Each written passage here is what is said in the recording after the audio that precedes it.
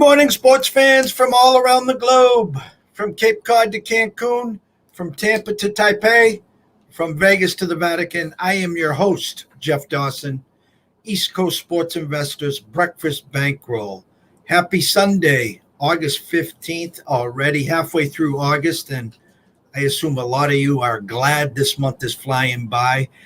The closer we get to football, and of course, most everyone's favorite sport, even the books and the casinos, but we will get into that.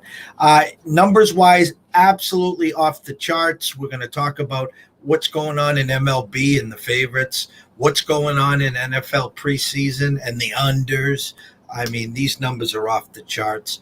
But we will get into that. We will talk today about today's market in the MLB. It's the last day of the week for most of you, and they're not doing any of us any pleasures with these inflated favorites and just some real tough numbers. But without further ado, the man with the plan from the Palm Tree State himself, the one, the only, Mr. Scott E.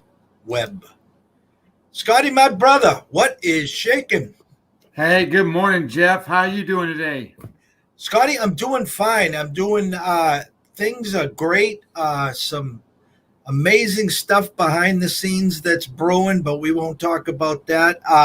Life couldn't be better. Woke up this morning, my feet hit the ground. I said, shit, I got another shot, another day here. So we're going to embrace the 24 hours and make the best of it. How about yourself? Same sort of thing. You know, it's football season around here, and as you see my hat, it is one of those things where we are celebrating, right? So this town is real excited, and it's all Bucks right now. Even though the Rays are winning, it's all Bucks. And I even have my hat kind of designed here. I want to get it over there.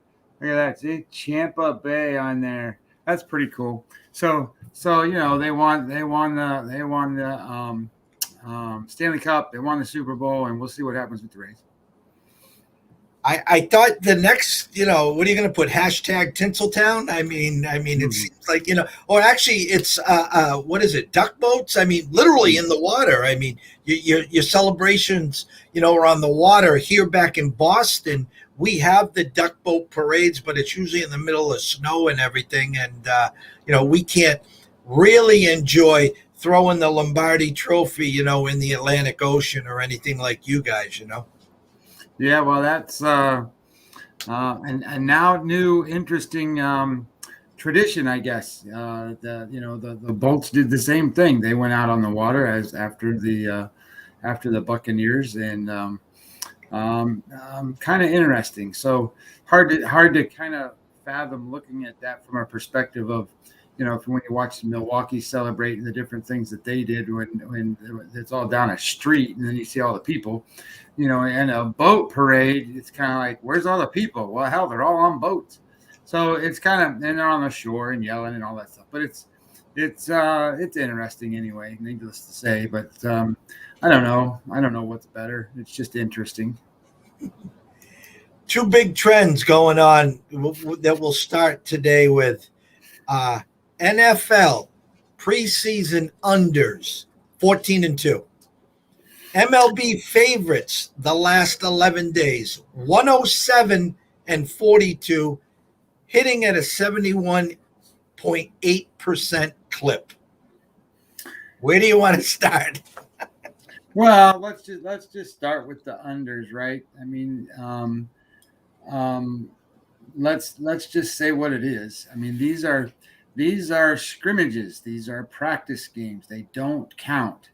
Because of that, there's no sense of urgency to score on the first drive. There's no sense of urgency to score before halftime.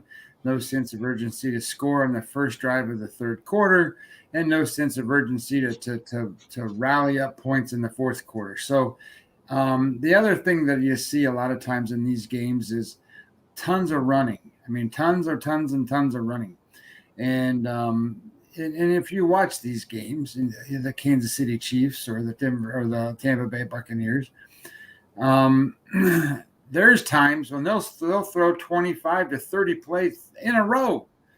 and you're not going to see that. You're not so far in I think there's only 3 preseason games this year for these teams because they put on the one game at the end. So you're not seeing the star quarterbacks. You're not seeing open spread offenses.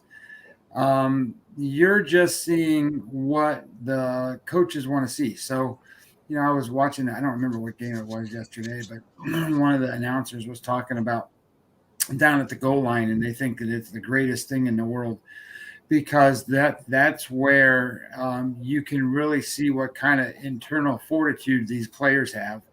And to a certain degree, it's man on man, and whoever wins these man on man kind of battles are the guys that are going to make the team.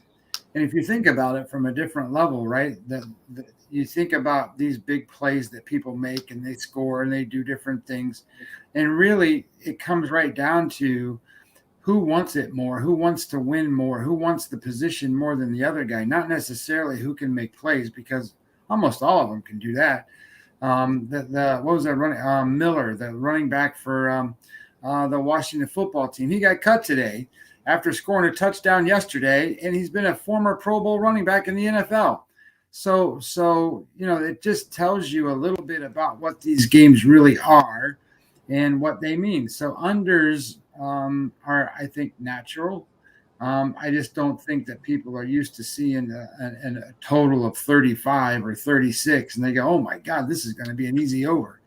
Well, shit, how fast do these games go, man? These games are like zing, zing, zing, zing, zing, and the games are over. And that's because nobody stops the clock. The balls run the ball. You watch the little guys, the new guys that started, rookies that come out and Justin Fields yesterday and Zach Wilson and some of these guys, they're throwing 5-yard passes.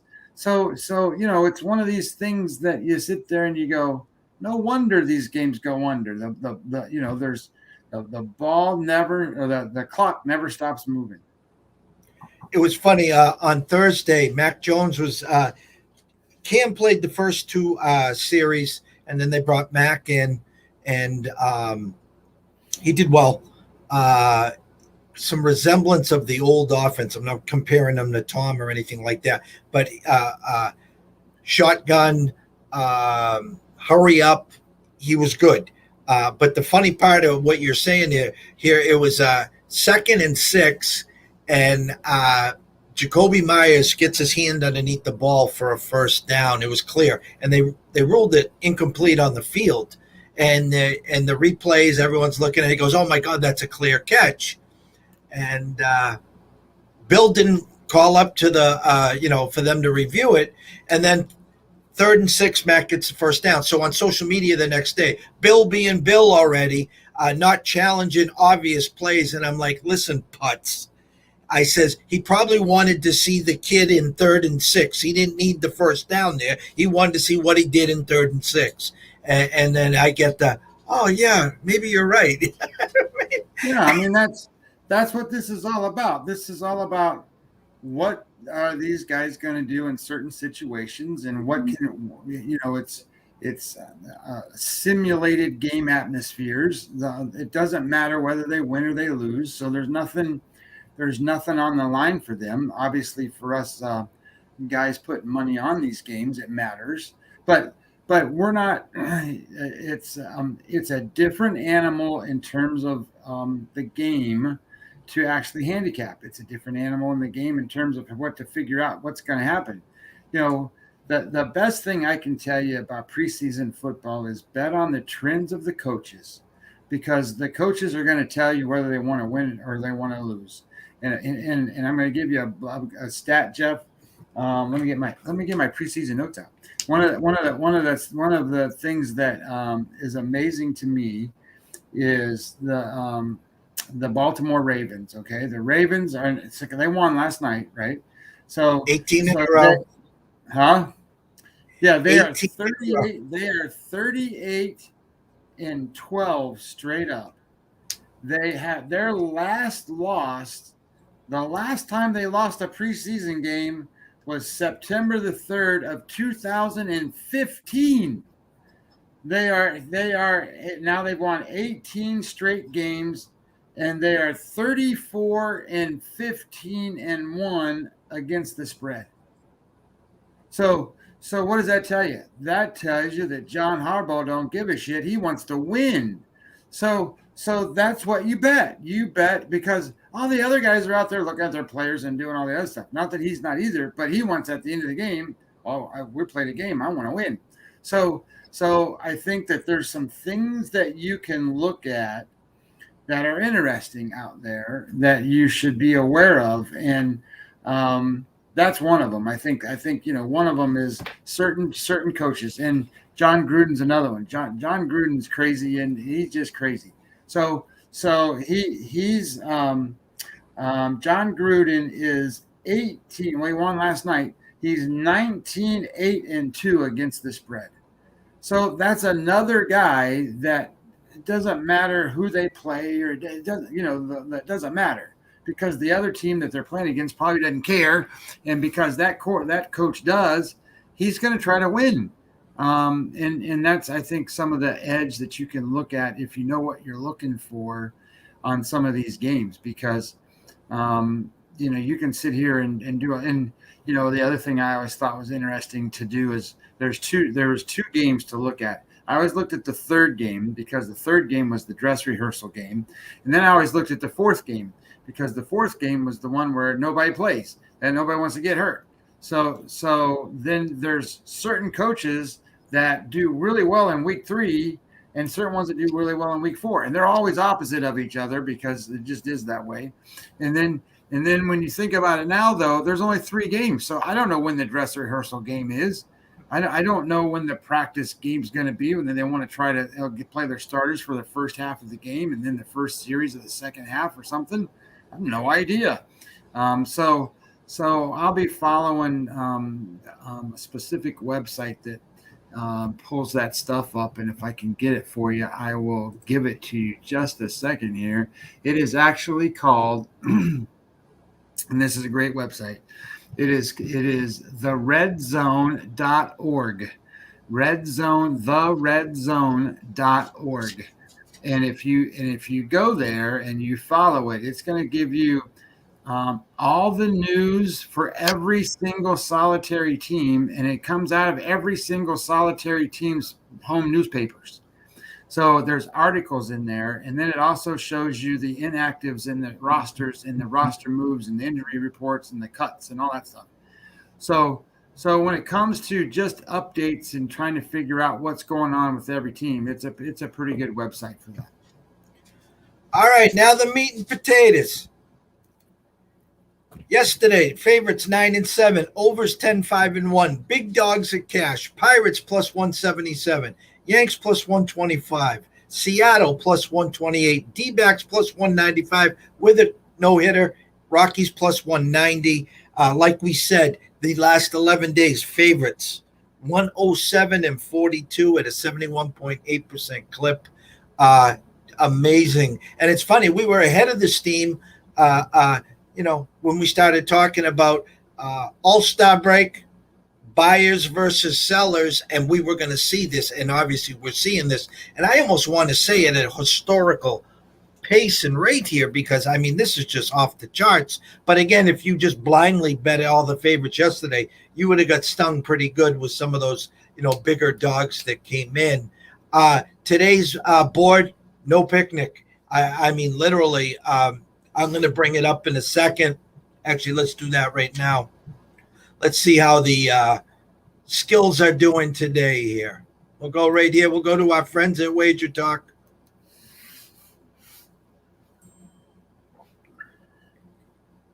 And I'll open it up a little more for everyone. There we go. You got some teams that are floundering. Padres.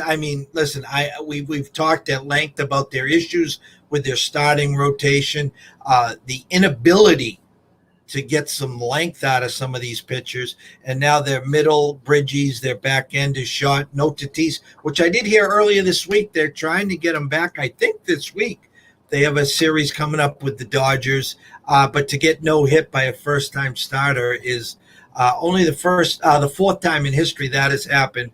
but also the 8th no-hitter in the MLB this year. But spanning this quickly from last night to this morning to where we are today, looking for some, decent moves. Got a 20-cent move on Washington. They opened up plus 150. Now to 137. There's been a 20-cent move on Atlanta from 170 to 150 there. Where else can we help everyone out here? There was one flip earlier today. We initially saw a Toronto flip to Gilbert, but that's gone back to Toronto and Mats. Some light action coming in on Kansas City with Bubik versus Happ. But again, some huge favorites. The ESPN late night game is going to be a good one. Scherzer versus Carrasco. Dodgers opened up minus 185. Now currently minus 171. So getting a little action on the Mets. Initial thoughts, Scotty, on what you're seeing this morning? Nothing is surprising me. I mean, I think that at this point in the season, you got to be real careful out there as wagerers, right? Because, one of the I would say, old school theories of thought is that when you're a team that's trying to make the playoffs or trying to make a playoff run or in the playoff hunt, these games are important. And if you're not one of those teams that are in those roles, and then you're playing the role of spoiler, if you want to call it that, there's 162 games. So really, how valuable is being a spoiler? It's not like the NFL. Well, there's only 17, 18 games. So as we turn this around, I think the careful rule of thought needs to be is that it's not true. So what I mean by that is just because you got Atlanta, for example, today trying to make the playoffs and make a big playoff run. They're in the heat, and the Nationals have, quote, threw in the towel. They don't, they're not playing anymore. That this is going to be a spot where all these teams that don't have anything to play for aren't any good, and they're not going to win. So don't think that way. Don't think almost exactly opposite of that. Go, if you're going to bet a favorite that's in that scenario, do your level best to put yourself in a position where you believe full-heartedly 100% that you double-checked and triple-checked the reason why you're betting that favorite. Because the truth of the matter is the teams that are in that spot where they don't have nothing to play, well, they're free-rolling. They can take chances. They can play whoever they want. They can pitch whoever they want. They can do all kinds of crazy things that the team that's in the heat of the battle can't. And because of that, there's a slight edge just in the ability to play the game at a different pace or different level or different way to win than there is from the team that's trying to win to stay in the playoff run. So my initial thoughts on some of this stuff is this is Trap City out there. So be careful what you walk into. Be careful what you're looking at. Follow the guidance that you and I have set forth for this whole month. If you can't play the favorite the way you want to play the favorite, look at it in a first 5 roll. If you can't play it in a first 5 roll because they priced you out of it, start looking at maybe, the totals on the game. If you don't like the totals on the game, look at it from a perspective of how can you get in team totals and different things like that. If you do the things that aren't the lazy way, you're not going to trap yourself. You're going to find a way to get into these games. I give these guys a lot of props, and I'm going to give them props again. Wagertalk.com. Go to live odds. Google it. They have made it one-stop shopping. Not that we don't use Don Best, not that we don't use Sports Insight here, but these guys have it one-stop shopping. You got the full game, you got the first half, you got spreads, money lines, team totals, and the actual totals in the under-over. So you can go from A to B to C to D to E, and you can look at what you have available at your shop and take a look at these guys. They give you Circa, Westgate, South Point. They give you DraftKings, William Hill, Bookmaker, Pinnacle. They give you enough options as well. So again, you can start window shopping. And we've talked since day one. The more shops you have, the better off you are to save a couple dollars here, a couple dollars there. It doesn't sound like much, but day to day, week to week, month to month, year to year, it adds up. And there's no question. I mean, that's the difference in trying to make a winning season or a winning couple of seasons long term than it is short term, right? Because if you're a short term wager and you don't really care if you play week to week and you've got $1,000 every week that you're going to either be able to reload or do whatever and however you want to play it, then the numbers really aren't that significant from a minus 125 to a minus 135 for that player. But if you are a guy like me or a guy like you, those numbers mean a lot because our bankroll sustains. We don't want to reload it. We want to keep it growing gradually. So the grind of the work that you put in all the time disappears real fast if you're not disciplined enough to play what you're just talking about. In a small retrospect, that's also CLV. That's also getting the best line value you can just by buying and betting at different places. All right. Looking at this board, where can you help the viewers, the people watching, the people listening today? What do your numbers say? Is there anything that you've already wagered, thought about, or you can help with potential leans today? Well, some of the stuff that I've wagered, I've seen has already changed just a little bit. So you're going to have to help me out with a little bit of the lines here. But one of the games that I played, and I'm betting on Milwaukee today, and I'm betting on Lauer today. And I'm taking them against Pittsburgh, and I know, hey, that's crazy. They're going to beat Pittsburgh. Well, Pittsburgh beat them yesterday. So the reason I'm doing this, and I played it the run line, not the first five. I played the full run line today, minus the 1.5, and I paid 115. I think it might be 125 now. Maybe 127 at Circa, 120 at Westgate, 125 at South Point. Yeah, so you're right around there. Yes. Yeah, so I played it at 115. So I don't mind you playing it up to 125. That's not a bad number. And there's a couple of things in play here. So first of all, Lauer over his last 7 starts is a game score 60. Okay. I mean, 60's an ace. That's what the best pitchers in baseball throw. He's got a Sierra number 346, an XFIP of 328, strikeout rates 23.7%, which is average. But Jeff, he hasn't walked one batter.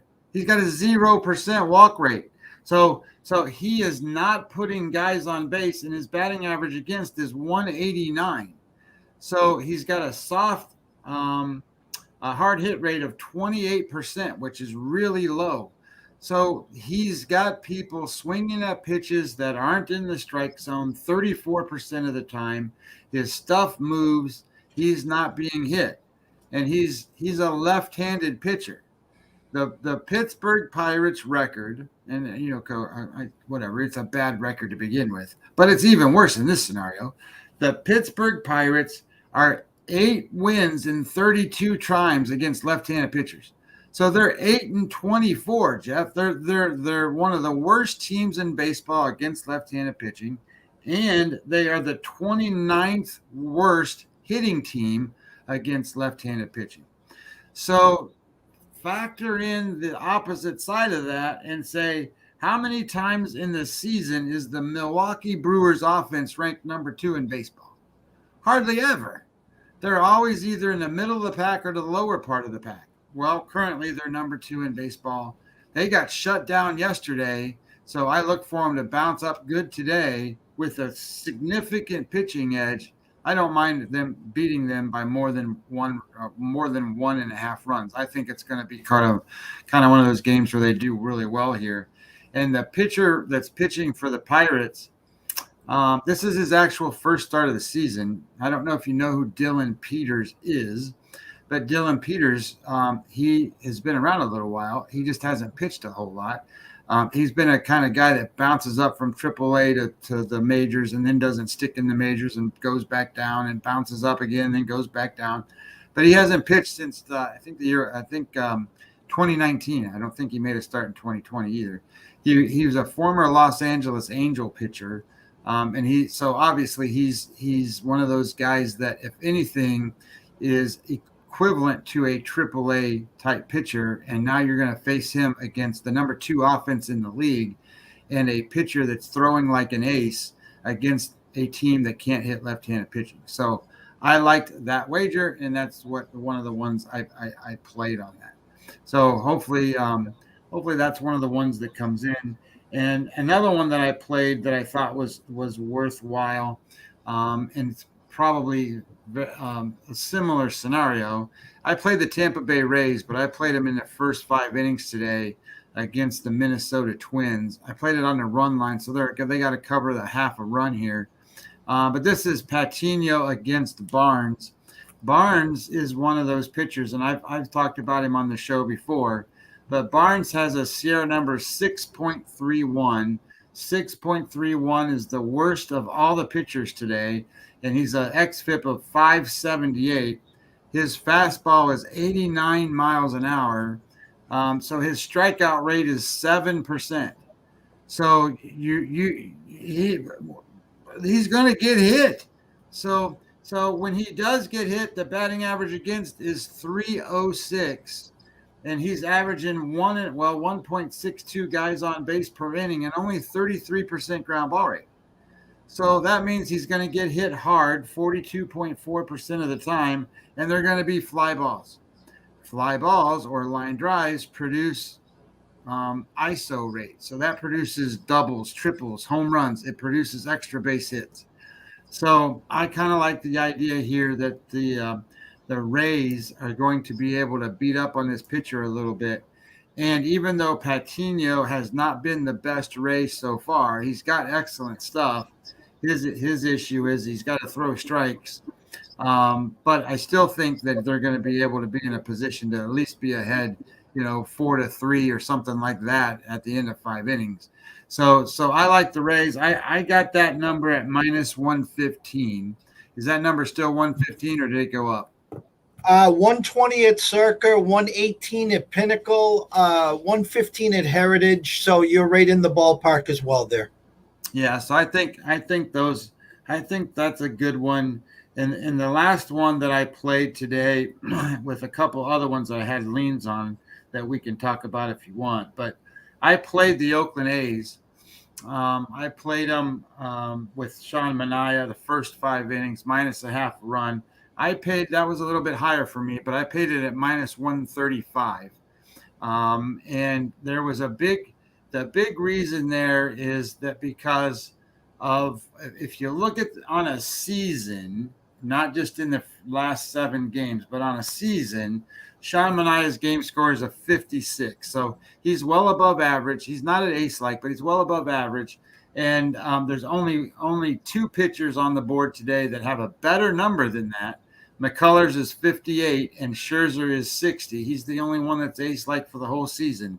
So Manaea is like the 3rd best pitcher really for the season going today. In his last 7 games, it's been kind of average, but he's off of a bad start. His last start was a game score 27, but his Sierra number is 2.81. That is the best of all the pitchers today. So that tells me that his stuff is really good. He's been a little bit unlucky, and that shows up in his batting average and his BABIP number. So his batting average against, and this is kind of interesting, his batting average against is 250, 253. It's kind of a little bit above average, so it shows up red. But his BABIP, batted balls in play, batting average is 368. So that means balls that were hit against him are finding a way to get through, and they're going to become hits. So guys are on base. that puts him in a spot where he is unlucky based on where the balls have been hit. So if you just kind of put the math together and you go, he's pitching really good, but he's been unlucky, that's not going to be something that carries forward all the time. So that's going to reverse its course somewhere down the line. And I'm saying that some of that's going to happen today, and it's going to be against Texas. And I think he's going to pitch pretty well. And he's facing Allard, and Allard is he's just not very good anymore. His game score is 43 for the entire season. He's got a 5.09 xFIP, a 4.97 Sierra number, and a 14% walk rate. And he's facing Oakland, who is number 3 in offense for over the last 7 days. So I kind of like that matchup there too. So I played those 3 games with a couple of other leans out there, but those are the actual wagers I made. Okay, I'm going to just close with the NFL game that's kicking off at 1 o'clock. Just talk a quick second about them. We all know what's going on in the unders. The whole world's on the unders now, so go run to the window. But the funny thing is this is earlier in the week, Pinnacle opened up the Colts at -7. There was a correction. There wasn't all this steam and this money that drove this thing down to 3. The current line is 3 and 33 and a hook. It opened at 4 as well. 33 and a hook. Okay, I said 34, 33 and a hook. But looking at some earlier numbers, like I said, I saw a 1.5, I saw a 2, and then again, I saw as high as a 5 -170. So here's my point: is what is going on, what's transpired. Be careful. I mean, the initial thoughts right here, even at a 34, will give you that 20 to 14. That's an 20 to 14. So there's where that 5, 6, 7 number initially came, which no one saw, of course. They're only seeing 3s and a halves. So when this game was brought and the actual behind the scenes, behind the desk number came out, it was, again, let's say at a 5 or a 6. Their thoughts were 20 to 14. So just keep an eye on that. With the Colts winning by, say 5 or 6 or more. And again, 33 and a half, everyone's on the under. It will probably land on 34 or more. So again, we're not touting it. We're not releasing it or anything. But again, people really have to realize it's a preseason. It's an exhibition. And yeah, you can get information that, for the Colts, for instance, we know Wentz isn't playing, but we know Eason's going to play a ton. We know Ellinger is going to play a ton. Our quarterback's trying to get a job, make the team, not just make the team, but say, hey, if Wentz isn't ready, I'm ready here, coach. And so there was some blowout yesterday. And again, social media, Minnesota sitting 30 guys. So everyone's running to the window with their chest out like this. Oh, I had Denver. What a blowout, And the young kids looked great. Justin Fields, Trey Lance. I loved what someone said on Twitter yesterday. It's not the Bay Area anymore. It's the Trey area now. And but it was fun to see the kids. We saw locally Mac on Thursday, so it's exciting. It's good to see the changing of the guard.